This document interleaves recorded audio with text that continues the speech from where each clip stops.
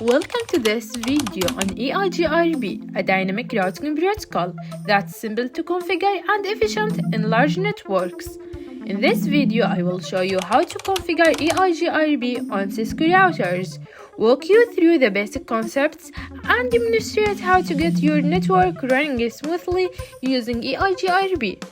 Let's dive in it. EIGRP, or Enhanced Interior Gateway Routing Protocol, is a Cisco proprietary routing protocol.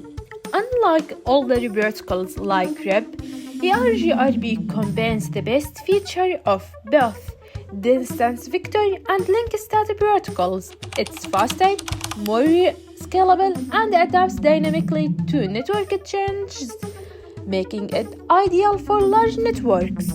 Our network contains of 3 routers connected with 3 switches for network connectivity and 3 PCs connected to these switches. We will configure EIGRP to enable automatic routing between different subnets. Let's start by configuring router 1. First, we will set the hostname for router 1, hostname R1. Now, let's configure the interfaces with their respective IP addresses.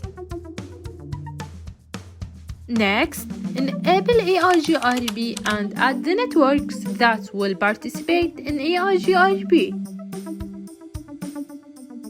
Repeat the same steps on routers 2 and 3 with appropriate IP addressing and EIGRP network configurations. Before we move on, if you are enjoying this video and finding it useful, please hit the like button and subscribe to my channel for more networking content. Let me know in the comments if you would like to see more advanced topics or if you have any question about EIGRP. Alright, let's continue.